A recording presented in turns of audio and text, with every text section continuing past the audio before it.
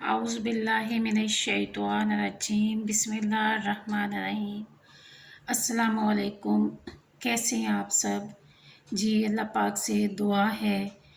کہ اللہ پاک ہم سب کو اپنی امان میں رکھے، اپنی حفاظت میں رکھے، آمین۔ جی آج کا ٹاپک ہے، بہت ہی اہم ٹاپک ہے ہماری زندگیوں میں۔ اس کے بغیر زندگی میں سکون ناممکن ہے۔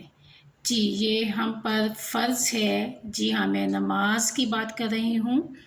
جی نماز کی چوری، اس کا جو ٹاپک ہے بہت ہی عنوان جو ہے بہت ہی اہم ہے۔ اس کے بغیر ہم یہ اگر سوچیں کہ ہم نماز کے بغیر زندگی کا کوئی مقصد حاصل کر لیں گے تو یہ ناممکن سی بات ہے۔ نماز ہم پر فرض کی گئی ہے اور دن میں ہم پر 5 نمازیں فرض ہیں۔ نماز کو ادا کرنے کے کچھ اصول ہیں، کچھ طریقے ہیں، کچھ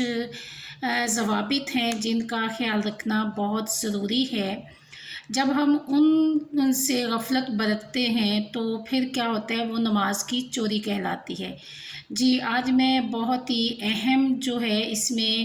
پوائنٹس ہیں جو آپ لوگوں سے شیئر کروں گی، اور یہ ٹاپک چھوٹوں کے لیے، بڑوں کے لیے، ہم سب کے لیے بہت ہی اہمیت کا حامل ہے۔ جی میری کوشش ہوگی کہ میں اس میں آپ لوگوں کو وہ باتیں بتا سکوں جس سے آپ کچھ نہ کچھ، بلکہ میں بھی کچھ نہ کچھ فائدہ حاصل کر سکوں۔ جی نماز کی چوری، نبی کریم صلی اللہ علیہ وآلہ وسلم نے فرمایا کہ بدترین چوری کی مثال وہ نماز ہے جسے پورے آداب کے ساتھ ادا نہ کیا گیا ہو اور اس کے ظاہری و باطنی تقاضے پورے نہ کیے گئے ہوں۔ خشوع و خضوع اور حضوری قلب کے بغیر ادا کی ہوئی نماز گویا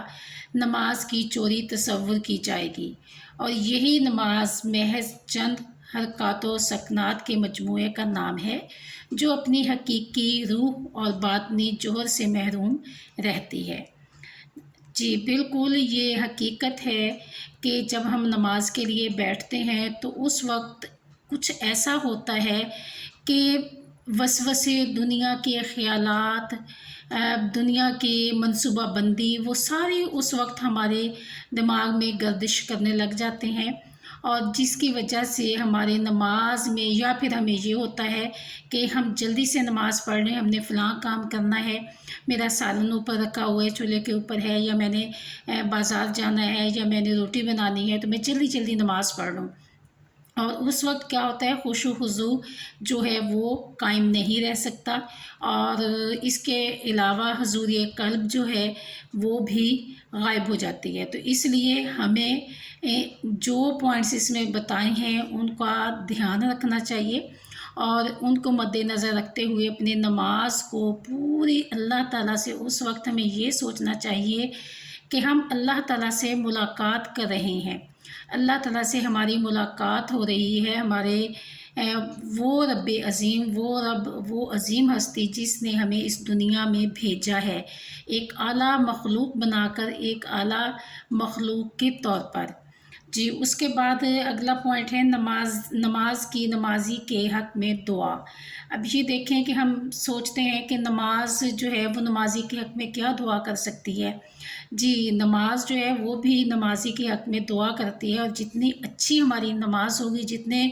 خشوع و خضوع کے ساتھ ہم نے نماز پڑھی ہوگی، یقیناً ہمارے حق میں اتنی ہی اچھی، اتنی ہی اعلیٰ درجے کی اور اتنی ہی خوبصورت دعا ہمارے حق میں ہوگی۔ حضور اکرم صلی اللہ علیہ وآلہ وسلم نے ارشاد فرمایا کہ جب کوئی شخص وضو کر کے پورے آداب اور کمال یکسوئی کے ساتھ بارگاہ رب العزت میں حاضر ہو کر نماز ادا کرتا ہے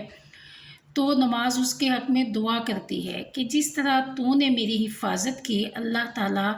اسی طرح تیری حفاظت کرے۔ پھر وہ دعا آسمانوں کی طرف پرواز کرتی ہوئی عرش الہی کے کینگرے تھام کر اس نمازی کی بخشش و مغفرت کے لیے رب العزت سے سفارش کرتی ہے۔ جی ہاں یہ دیکھیں دوسرے پوائنٹ میں، دوسرے ٹاپک میں کتنا خوبصورت بتایا گیا ہے کہ جو نماز ہے جب ہم اس کو پورے خشوع و خضوع کے ساتھ پورے احترام کے ساتھ، پورے آداب کے ساتھ ادا کرتے ہیں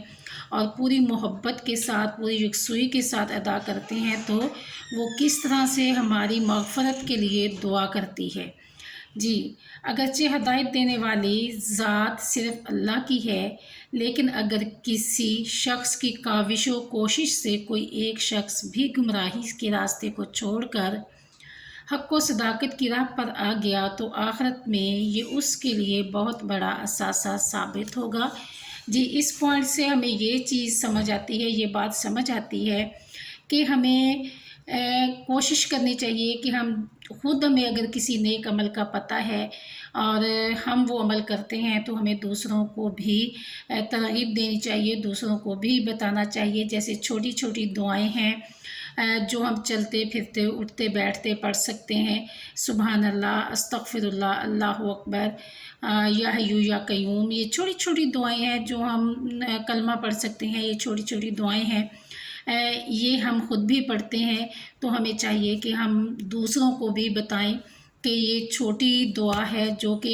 ادا کرنے میں بھی تھوڑا سا ٹائم لیتی ہے، وقت لیتی ہے، ہمیں چلتے پھرتے اٹھتے بیٹھتے یہ تسبیحات کرنی چاہیے، یہ دعائیں پڑھنی چاہیے، اور ہو سکتا ہے کہ ہماری کہی ہوئی بات پر کوئی ایک شخص، کوئی ایک بچہ، کوئی ایک انسان عمل کر لے اور وہی ہماری بخشش کا باعث بن جائے۔ تو ہم نے آج سے یہ عہد کرنا ہے کہ ہم انشاءاللہ تعالی جو نیک عمل خود کرتے ہیں وہ ہم دوسروں کو بھی بتانے کی کوشش کریں گے۔ اللہ پاک ہم سب کو نیک اعمال کرنے کی توفیق عطا فرمائے، آمین۔